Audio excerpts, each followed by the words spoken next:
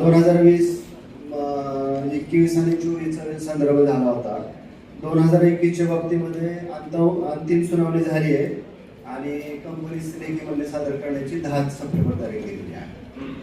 आणि 2021च्या बाबतीमध्ये final hearing झाली आहे, फक्त जजमेंट बाकी आहे. आणि खरीप 2024 जे आहे सर 75,667 एवढे शेतकऱ्यांचे क्लेम्स मंजूर आहेत. 48.94 आपल्याला लेखी त्यांनी दिलं होतं आज आणि उद्या. तर आता आम्ही बघितलं ते प्रोसेसमध्ये दिसलं 83 लाख रुपयाचं. कालही बोललो आजही बोललो त्यांना. तर जास्तीत आज संध्याकाळी किंवा उद्यापर्यंत जाऊ म्हणून सांगितलं. हा पोस्ट आहे 48.94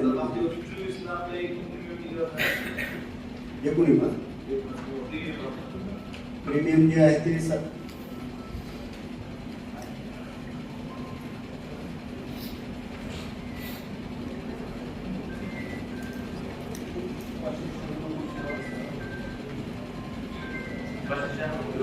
एकूण सगळं आणि त्याचा सुद्धा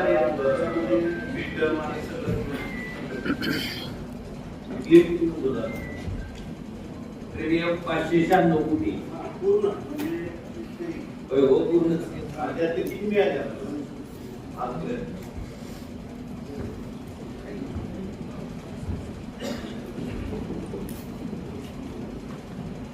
220 मिळाले सर.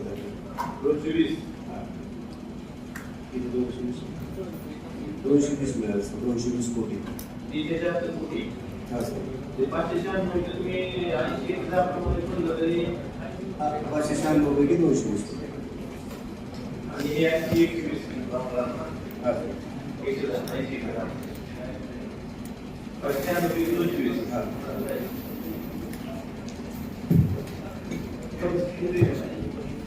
यावर्षी 130 कोटी रुपये 44 कोटी जवळपास. जिल्हाधिकारी महोदय एक आज प्रधानमंत्री फसल विमा योजनेच्या बाबतीत एक आपल्या समितीचा ठराव घ्या की राज्य सरकारने एक समिती घेऊन जी शेतकऱ्याला आता आपण बघितलं असेल बऱ्याचशा महसूल मंडळामध्ये अतिवृष्टी जाते. अशी अतिवृष्टी झाल्याच्या नंतर त्याचे क्लेम करता येत होते शेतकऱ्याला इंटिमेशन देऊन. पण राज्य सरकारनं ते अधिकारच काढून टाकले. म्हणजे ती क्लेम जी द्यायची असती पद्धत तीच काढून टाकली. त्याने काढले परत एकदा या चॅरिटीचा समावेश करावा असा आपण मागणी करणार. कारण काय झालंय त्या चॅरिटीवर काढल्यामुळं शेतकऱ्याला आता विमा मिळायची शक्यता 100% मावळण्यासारखी आहे. आता शेतकऱ्याला विमा जो मिळणार आता तुम्ही सांगितलं किती प्रीमियम भरायला 130 कोटी. आता तुम्ही काय म्हणायचं त्याला पीक कापणी प्रयोगावरच त्या ठिकाणी पीक कमा द्यायचं का नाही हे ठरवणार. आता तुमचं उभरणं उत्पन्न किती आहे सोयाबीनचा सर्कलने आहे वेगवेगळे. उदाहरणार्थ 13 असेल तर 1000 असेल.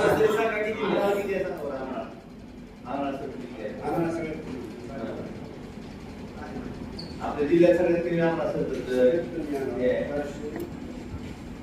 487 हे उंबरठा उत्पन्न आहे. म्हणजे किती झाली तरी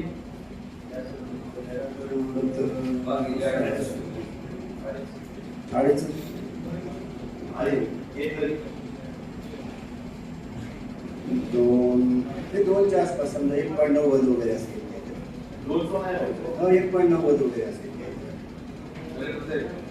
1.90 190 किलो सोयाबीन जर 195 किलो सोयाबीन निघालं ते 100% उत्पन्न घ्यायचं होतं बरोबर.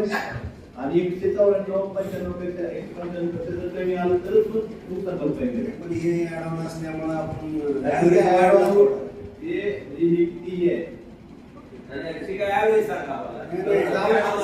मला काय म्हणायचं त्याच्यामुळे ऍव्हरेज वाढला तरी आता वाढला. पण आता सगळ्यात हायस्ट कुठं सरकलं आपण 1078 म्हणजे 1540 हेक्टर येईल 100% सरासरी उत्पादन. आणि उंबरटा जी आहे 1078 किलो होती.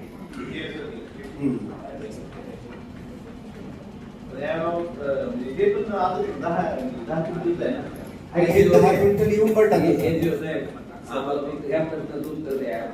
तुम्ही सगळ्या मंडळाचा पीक कापणी प्रयोग केल्याच्या नंतर किती मंडळाला विमा मिळाला हे आधी कसे द्यायला? पीक कापणी प्रयोग चालणार आहे. नाही, आता उडीद मुगाची चालू झाली. सोयाबीनची नाही झालं. नाही ना, अजून हार्वेस्टिंगच नाही. असं सांगा, त्या पुन्हा मिळू शकतो विमा.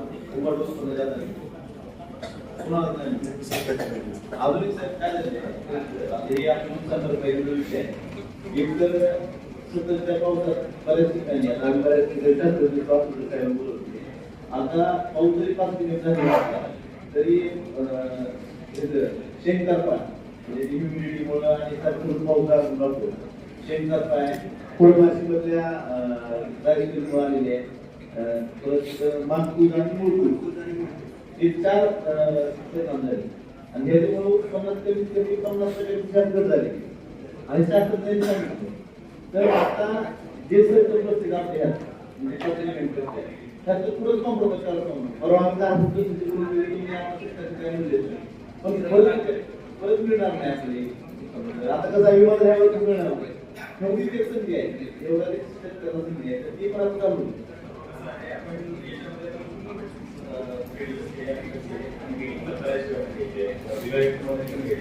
त्याच्यामध्ये आता सततचे पाऊस आणि पाऊस पडला आपण केला होतो आणि एखाद्या गावामध्ये 500 कमी पडला परिस्थिती काय करायचं आपण जिथे पूर आहे पूर सदृश सिनारी पण आहे तिथे पण नदी काठच्या जनरल कसं आहे, एक हलकी जमीन जास्त पाणी लागलं ना जलपूर वाईट गाव तुळजापूर ती वाईट घेत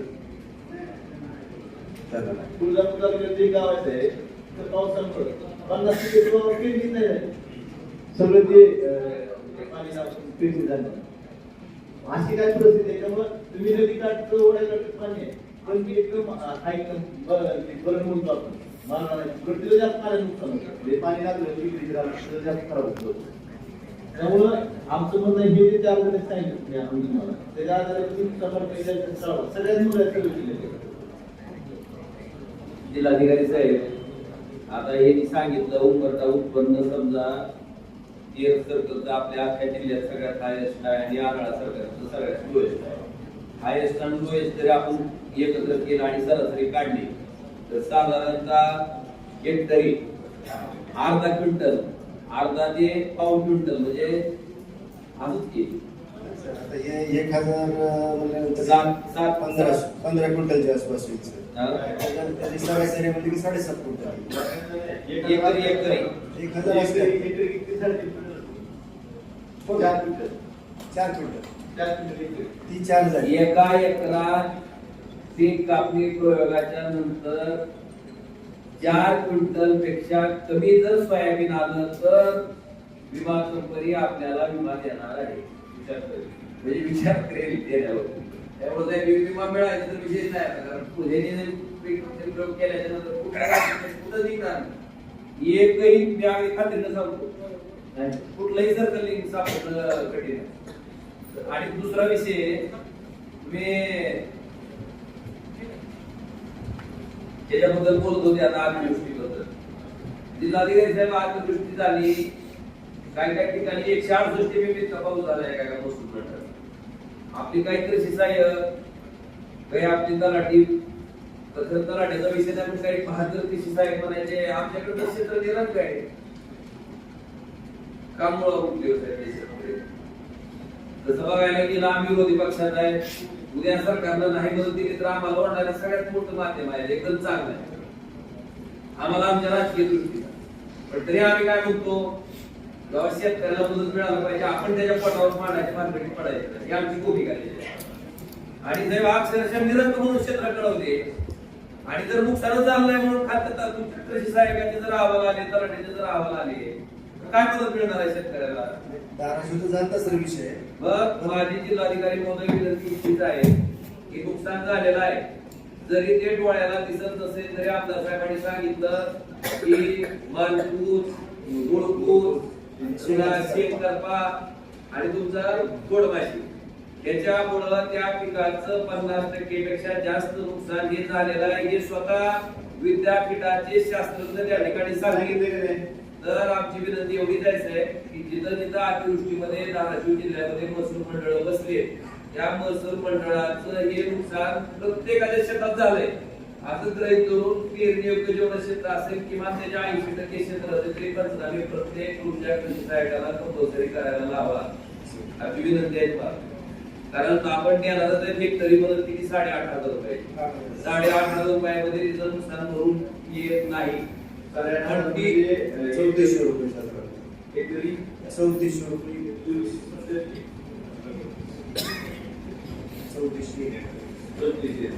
आणि सोयाबीनची पॅकेट देईल. नका ना असा एवढा नाही सर, उलट सर मला माहित होतं सर, आम्ही नाही उलट सर कळममध्ये सर म्हणजे सगळ्यांची आमच्या डिपार्टमेंट सुद्धा शक्यता अशी होती की एवढं नुकसान नाही. मला माहिती होतं नुकसान झालं, मग त्यांना ते लक्षात यावं म्हणून विद्यापीठ शास्त्रज्ञ आणले होते आम्ही आणि ते सगळ्या समक्ष सांगितलं सर. आणि जर त्यांना आणलं नसतं सर तर नुकसान आपलं कमी दाखवण्यात आलं असतं. बघा आम्ही सत्ताधारी पक्षाला 2.5 वर्ष काम केलंय, कसे राजकारण काम बघितलंय. नाही सर, आज आमची भूमिका काय तर तेवढी तर मदत मिळू द्या की त्याला. नाही नक्की सर, विचार आठवड्यापासून संबंध आहे सर. मी तसा विचार करणारच नाही सर. मी एवढं सांगतो तुम्हाला, मी घटना न घडता तुम्हाला सांगितलंय का तुमच्या माहितीसाठी कळम तहसील आपण सॉरी धाराशिव तहसीलदार आणि तुमची टीओ आणि त्याला वाटतं लोहाराचे टीओ दोघ जण आल्याच्या नंतर आमच्या एकच म्हणले निरंतर जातो काय म्हणले तरी यात कसं आहे शेतकऱ्याचा विषय आहे.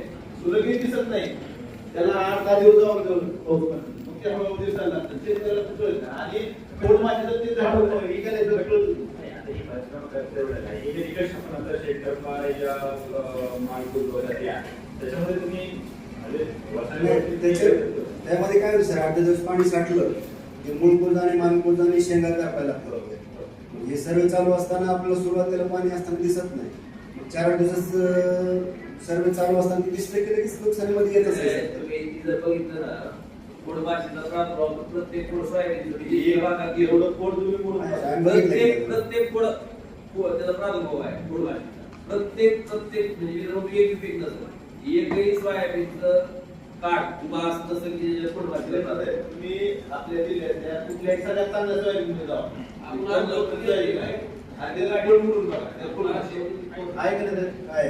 आपल्याला दिसणार खूप चांगलं दिसते हिरवगार दिसते शेंगा दिसते म्हणजे अजून कॅन्सर आहे त्याला किमान 8 गोष्टीची जी मंडळ आहे ती तर तुम्ही घ्या. नाही, ते आहेत सर. आता सर 64.5 पाऊस झाला तरी आपण काय म्हणतो नाही अतिवृष्टी झाली आहे म्हणजे. तर तिथं झाली. 23 महसूल 42 पैकी 23 महसूल मंडळ कव्हर झाले सर. आता राहिलेल्यांचं काय करायचं आणि दुसरं आणि एक दुसरा विषय तुम्ही ते अँगल कॅपचे फोटो सांगितले. अँगल कॅपचे फोटो घ्यायचे पण अँगल कॅपचे फोटो काढताना आपल्या कृषी सहायकाला सांगा की त्या मूळभूतचं काढा फोटो शेंगारप्याचे काढा फोटो गोडमाशीचा फोटो काढा ती काढून टाका ना. ती मान्य करावं लागेल नसेल तर अजून एक अडचण आहे की त्यांच्या मध्ये जुन्या महसूल मंडळाप्रमाणे आपण महसूल मंडळाची संख्या वाढवलेली आहे. गावाची जुनी असतात होती तर नव्या जुन्यात जे बसतील ते सगळी गाव करून टाका. नाही सगळेच येतात ना ते. आता काय होते काही गाव इकडे इकडे झालेले असतात. पहिले आता धाराशिव तालुक्यात 8 महसूल मंडळ होती आता 11 झाले 3 मंडळ वाढली. पण काही गाव जुन्या महसूल मंडळाप्रमाणे बसतील नवीन मंडळ जुन्याप्रमाणेच बसवल्यात ना आपण. पण त्या नवीन मंडळात आलेलं आपलं गाव तर त्या नाही ही जी आहे AWS आपली जुन्याप्रमाणे आहे त्याच्यामुळे जुन्याप्रमाणे जे गाव बसतील तेच घ्यायला हवं. समजा उदाहरणार्थ आता कळंब तालुका आहे समजा 8 महसूल मंडळ आत्ताचे नाही उदाहरणार्थ आणि जुन्याप्रमाणे 6 आहे. 6 आले म्हणजे पूर्ण तालुका आला. आता वाशीचे 3 मंडळ आहेत प्रत्यक्षात आता 5 आहेत. सगळेच आले तर मग सगळेच घ्यायला ना. धाराशिव ग्रामीण एक मंडळ जुन्या प्रमाणाचे मंडळ बसले आणि धाराशिव ग्रामीणच्या नवीन मंडळाचे गाव आले जुन्या महसूल मंडळाप्रमाणे जी आहे AWS तुमचं मला लक्षात येईल ती एका ठिकाणी 2 पिक्चर बघायला नाही नाही. उदाहरणार्थ सांगतो. त्यांनी जर बेस धरला असेल की जुन्या मंडळाचा तर जुनच मंडळ धरणार आणि बेस धरला असेल नवीन मंडळाचा जुना धरला तर जास्त ही कव्हर व्हायला पाहिजे. तो जुनच धरणार. जुन्याप्रमाणेच आहे सर हे. जुन्याप्रमाणेच आहे आपली 5 गावावर राहिलेली गावाचं आहे. बरं, किती आहेत आपले 65 मंडळापैकी किती मंडळ आपले असेल? सर आपले जुन्याप्रमाणे एकूण 42 महसूल मंडळ त्यापैकी 23 मध्ये अतिवृष्टी सर 23 मध्ये आणि 65 पैकी पासष्ट. जुन्याप्रमाणे 42. जुन्याप्रमाणे 42 आणि नवीन प्रमाणे 57 ते मंडळ आणि जुन्याप्रमाणे 23 बसले म्हणजे 50% पेक्षा जास्त एरिया या टीव्ही मंडळातले जेवढं सोयाबीन उडीद मूग तेवढं शेत आहे हे सगळं बाधित जातं. आणि समजा बाकीचे मंडळातले रंगरी काढते वडा काढते ती घेतलेले सूचना पण दिल्या सर्व पण फिरले. ही जे विषय आहे दरवर्षी होते म्हणजे आपण ही निकष आहे ते जी काही ती वर्षानुवर्षी ऑलमोस्ट एकसारखं ते असतात ते निकष आहे एकसारखं पण ते म्हणजे यावर्षी थोडं जास्त पडला समजा म्हणून आपण एक नवीन निकष काढतो तसं नको नाही एनडीआरएफच्या मदतीचे निकष क्लिअर आहे. 33% तुमच्या महसूल मंडळामध्ये 65 mm पेक्षा जास्त पाऊस झाला तर अतिवृष्टी झाली. तुमच्या महसूल मंडळामध्ये 10 mm पाऊस 5 दिवसापेक्षा जास्त काळ झाला तर मग त्याला सततचा पाऊस झाला. हे पहिलं ट्रिगर आहे. मग दुसरं ट्रिगर त्याला 157 म्हणजे 150 mm काहीतरी दुसरं ट्रिगर आहे. आणि सर 10 MM 5 दिवस आणि हा. गेल्या 10 वर्षातलं दुष्काळी वर्ष वगळून हा. त्याच्या 1.5 पाऊस झाला पाहिजे असं. ही निकष सेम आहे. आणि ह्याच्यात कसं आहे समजा एखाद्या महसूल मंडळाला अतिवृष्टी झाली तर त्या कृषी सहाय्यकांना पंचनामा करताना त्या पिकाचं नुकसान जे आहे ते 33% पेक्षा जास्त झाले असा पंचनामा करून दिला तरच त्याला मदत मिळते. त्या जर कृषी सहाय्यकांना 32% बी दिलं तर त्याला पण नुकसान मिळत नाही. 33%च्या पुढे काही जर झाले असेल तर ती मदत मिळते. 34 झाली 50 झाली 90 झाली तर 33च्या आत जर दिली तर ती मदत मिळत नाही. आमचं ते पण नाही की नुकसान 50% जास्त असेल तर त्यामुळे 33% पेक्षा जास्त त्या अतिवृष्टी झालं 23 मंडळात आपलं अडचण काय आहे जी बाकीचे आता तिच्या ही गाव कशी बसतो ते शासनाने कुठंच बसायला गेले ना दोन्ही जे आहेत ना 2 शासन एनडीआरएफचे जे आहे मार्च आणि जूनचा जे आहे तर एक सतत पावसाचा आहे त्याच्यामध्ये सावरगाव एक बसतंय त्याच्यामध्ये नाही सर त्याच्यामध्ये आणि जर आहे आणि अजून एक त्यात झालंय इटकळ मंडळ आहे का इटकळ मंडळात एवढा पाऊस झालाय आणि त्यांचा ही चुकलं आकडेवारी चुकली सर एक काळ मंडळानंतर वेळ चूक केली त्यांनी 12 ऑगस्टला 75 पॉईंट समथिंग आहे आणि तर परत 13 ऑगस्टला 65+ आहे 65+ आणि ते मंडळ आणि 12चा जे आहे ना 3 दिवसामध्ये त्यांनी अपडेट करावं सूचना पण 12चा 15 ऑगस्टला सुद्धा अपडेटेड 75च दाखवत होतं. चूक कोणाची त्याच्यानंतर मग 18 ऑगस्टला आपण डे वाईज आलं दिवसाने आणि त्याच्यामध्ये कमी दाखवलं. आम्ही पत्रव्यवहार केला त्यांना त्यांची टीम इथं आली ती बघितली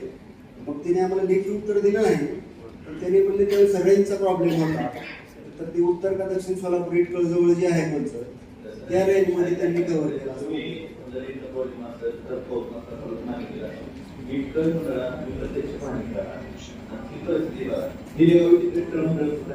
हां निलेगावला जाऊन आलो अक्षरशः तिथं पान राहिलं झाडाला पान बाकीची खूप चांगली मग त्यांच्या चुकीमुळे आपला गोष्ट आहे पंचनाम्याचे आदेश वगैरे त्यावेळेस ह्या आपला जे डाटा आहे त्याच्या आदेश निघाले तर पंचनामे पण चालू आहे. तर आमचं म्हणणं एकच आहे की आता आम्ही जेवढ्या तुमच्या महसूल मंडळात अतिवृष्टी झालेली आहे तेवढ्या मंडळात आणि दुसरं सततच्या पावसाची मला वाटतं मी आणि आमदार साहेब दोघांनी सगळ्याच मंडळात म्हणजे प्रत्येक मंडळात आम्ही जाऊन आलो ती वस्तुस्थिती तुमच्या सगळ्या एवढीच आहे. आता मला सांगा रेंज नाही म्हणून तरी इटकळ मंडळ टाळायचं ही राईटच आहे. याचं ऑनलाईन होत त्याला असतं मी पत्र त्यांच्या चुकीचं आपल्या शेतकऱ्याला नुकसान चूक त्यांची ना पत्रव्यवहार पण केला त्यांची टीम पण येऊन गेली इथं आणि पंचनामे सुद्धा चालू आहे. आणि दुसरं एक सांगायचंय आता समजा तुमच्याकडे काय झालंय होम मध्ये वरच्या बाजूला पाऊस पडलाय आणि नदीला नाल्याला पूर येऊन अक्षरशः जमीन वाहून गेली. हा, बरोबर. आता त्या मंडळात ती जमीन वाहून गेली, त्या मंडळात अतिवृष्टी नाही, पण तिथं तुम्हाला खरवडलेल्या जमिनीची पंचनामे करता येते. ती घ्या. ते घेतले सर तिथं. आणि त्याच्यात सुद्धा निकष असा आहे की अल्पभूधारकालाच ती मदत मिळते. तुमचा शेतकरी जर खातेदार 5 एकर पेक्षा जास्त असेल तर ती खरवडलेल्या जमिनीची नुकसान भरपाई मिळत. ही सांगा ती.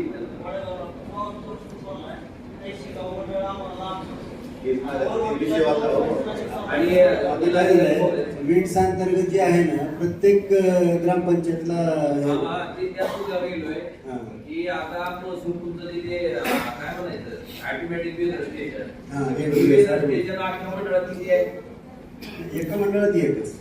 एका मंडळात पहिल्या शिगावर पोहोचायचं दुसऱ्यावर नाही आहे. मंडळात एक घेऊन सगळ्या मंडळात आणि आता ते वीट अंतर्गत जे आहे ना प्रत्येक ग्रामपंचायतला आहे. जिल्हाधिकारी साहेब प्रत्येक ग्रामपंचायतीला ते बसलं पाहिजे. नाही आहे योजनाचे सर त्याच्यामध्ये काय लागले काही ग्रामपंचायतला सर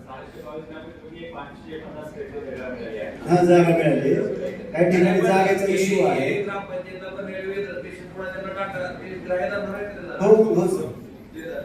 आणि हे सर आता काय होतंय जवळपास 100 ते 125 एरियामध्ये हा गावाचंच ना सर ग्रामपंचायत. आता जर जॉईंट ग्रामपंचायत असेल 2-3 तर त्या गावासाठी त्या EWSच म्हणजे उद्या नुकसान भरपाई गाव वाईज काढणार मंडळ वाईज नाही. नाही उलट बरं झालं सर नुकसान हा. पण जे ज्या गावाला प्रॉब्लेम आहे जागा नाही काय गावाला 5 बाय 7 मीटर लागते. नाही इमारती बसत आहेत नाही.